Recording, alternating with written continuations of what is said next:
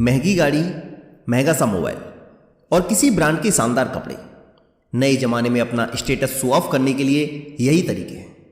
लेकिन एक दौर था जब स्टेटस सिंबल इन चीजों से नहीं बल्कि कंधे पर लटकी दुनाली बंदूक या कमर पर लगी हुई गन से होता था। गांव कस्बों की शादियों में लोग पगड़ी बांधकर आते थे तो शान से लाइसेंसी बंदूक दिखाते थे।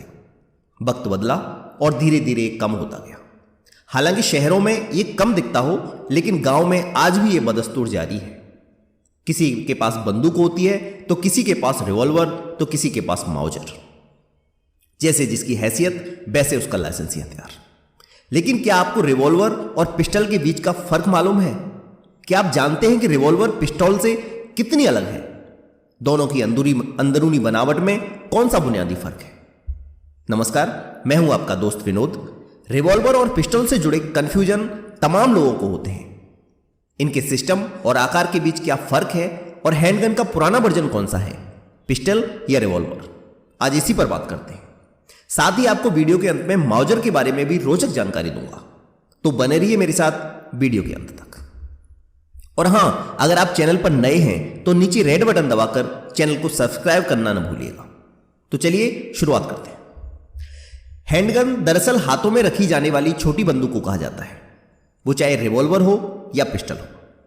यह मशीन गन वगैरह की तरह बड़ी नहीं होती। इसका साइज हथेली से थोड़ा ही बड़ा होता है। पिस्टल 3 तरह की होती है, जिसमें ऑटोमेटिक, सिंगल शॉट और मल्टी चैम्बर शामिल है। ऑटोमेटिक में सेमी ऑटोमेटिक और फुल्ली ऑटोमेटिक होती है। इसे 1835 में सैमुअल कोल्ट ने विकसित किया था। और इसे रिवॉल्वर क्यों कहते हैं, यह भी बड़ा इंटरेस्टिंग है। दरअसल इसका नाम एक रिवॉल्विंग सिलेंडर की वजह से पड़ा है, जो इसके बीचों बीच में लगा होता है, जिसमें गोलियां भरी जाती हैं।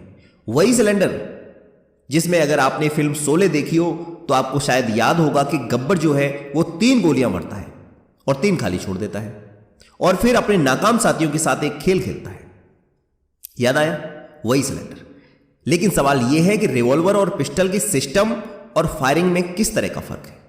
तो देखिए, पिस्टल और रिवॉल्वर सिर्फ देखने में ही नहीं बल्कि इनकी फायर करने और लोड करने का तरीका भी अलग होता है। रिवॉल्वर पिस्टल से थोड़ा पुराना वर्जन है। इसके बीच में एक सिलेंडर लगा होता है जिसमें गोलियां भरी जाती हैं और फायर करने के लिए इसे घुमाया जाता है। पहले इसमें गोलियां लोड करते हैं, फिर ट्रिगर को दबाते हैं। एक गोली निकालने के बाद यह अपने आप घूम जाता है और दूसरी गोली बैरल के सामने आ जाती है। इसमें एक बार में 5 से 6 फायर किए जा सकते हैं।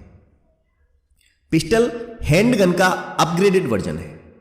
इसमें रिवॉल्वर की तरह गोलियों के लिए सिलेंडर नहीं होता बल्कि मैगजीन लगी होती है। इसमें स्प्रिंग लगी होती है जिसके माध्यम से गोलियां फायर पॉइंट पर सेट होती जाती हैं। इसमें बंदूक चलाने वाला शख्स एक के बाद एक कंटिन्यू फायर कर सकता है, जिससे फायर करने की स्पीड काफी तेज हो जाती है। अब बात करते हैं इनकी बुलेट कैपेसिटी की, यानी कि किसमें ज्यादा बुलेट आती है। रिवॉल्वर जिसमें बुलेट की 6 से 7 राउंड ही आ सकते हैं, उसके मुकाबले पिस्टल में कई गुना बुलेट आ सकते हैं। इतना ही नहीं, इसमें आप एक्सटेंडेड मैगजीन या फिर ड्रम मैगजीन जिसमें 100 से ज्यादा बुलेट्स होती हैं उसका भी इस्तेमाल कर सकते हैं। पिस्टल में लॉक सिस्टम भी दिया जाता है, जिसके जरिए मैगजीन को लॉक कर दिया जाता है ताकि लापरवाही से अपने आप फायरिंग ना हो जाए। दूसरी कैटेगरी है रीलोडिंग स्पीड की, कि आप कितनी तेजी से अपनी बंदूक को लोड या रीलोड कर सकते हैं। इस मामले में पिस्टल अच्छी मानी जाती है, क्योंकि इसका जो रीलोडिंग टाइम है वो मैगजीन की वजह से कम हो जाता है, जबकि रिवॉल्वर में थोड़ा टाइम लग जाता है क्योंकि इसमें बुलेट को सिलेंडर के अंदर डालना पड़ता है। अब तीसरी कैटेगरी है वेट की। आजकल क्या होता है कि कुछ पिस्टल प्लास्टिक की बनी होती हैं, तो कंफ्यूजन ना हो कि प्लास्टिक कोई खिलौने वाला प्लास्टिक नहीं होता, बल्कि इसे पॉलीकार्बन प्लास्टिक कहते हैं। यह मेटल जितनी ही मजबूत प्लास्टिक होती है। वहीं जो रिवॉल्वर है वो सिर्फ मेटल से बनती है, जिसकी वजह से उसका वेट पिस्टल के मुकाबले ज्यादा होता है। साथ ही पिस्टल की बैरल काफी छोटी होती है। इसकी लंबाई 10 इंच से ज्यादा नहीं होती और सिलेंडर के न होने की वजह से भी पिस्टल का वजन कम होता है। यही वजह है कि लोग पिस्टल ज्यादा प्रेफर करते हैं, क्योंकि इसे अपने साथ कैरी करने में ज्यादा दिक्कत नहीं होती। चौथी कैटेगरी पर जाने से पहले जामिंग प्रॉब्लम की बात करते हैं। अभी तक हमने जाना कि पिस्टल रिवॉल्वर से 2 कदम आगे ही चल रही थी, पर अगर बात जामिंग की हो तो रिवॉल्वर इसमें पिस्टल से बेहतर है। क्योंकि इसमें ना के बराबर ही जामिंग प्रॉब्लम आती है। बाई चांस अगर मिस फायर भी हो जाए तब भी आप सेकेंड राउंड फायर कर सकते हैं। वहीं पिस्टल में जामिंग की समस्या रिवॉल्वर के मुकाबले ज्यादा है, तो यह रिवॉल्वर पिस्टल से एक कदम आगे है। और अब बात करते हैं पांचवें और आखिरी क्राइटेरिया की, जो है फायरिंग मोड। देखिए, जो पिस्टल होती है वो सेमी ऑटोमेटिक और ऑटोमेटिक दोनों मोड में फायर कर सकती है। वहीं रिवॉल्वर सिर्फ सेमी ऑटोमेटिक मोड में ही फायर कर सकती है, यानी रिवॉल्वर में एक बार ट्रिगर दबाने के बाद सिर्फ एक ही शॉट फायर होता है। इसीलिए रिवॉल्वर को किसी भी तरह की पुलिस मुठभेड़ में या किसी तरह के ऑपरेशंस में बहुत फिट नहीं समझा जाता, क्योंकि ये टाइम टेकिंग होती है। तो ये थे पिस्टल और रिवॉल्वर के खास तौर पर 5 अंतर जो मैंने आपको बताए। लेकिन जब बात हो ही रही है तो क्यों ना लगे हाथ माउजर को भी बोनस के तौर पर समझ लेते हैं। आपने माउजर का नाम जरूर सुना होगा, लेकिन क्या आप तमाम टाइप की गन्स के बीच रखी माउजर को पहचान पाएंगे? आखिर वो कौन सी बात है जो माउजर को अलग बनाती है? तो आइए जानते हैं माउजर के बारे में।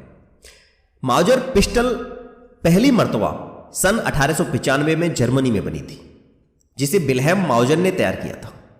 बाद में सन 1896 में जर्मनी की ही एक आर्म्स मैन्युफैक्चरिंग कंपनी ने इसे माउजर C96 नाम से बनाना शुरू किया।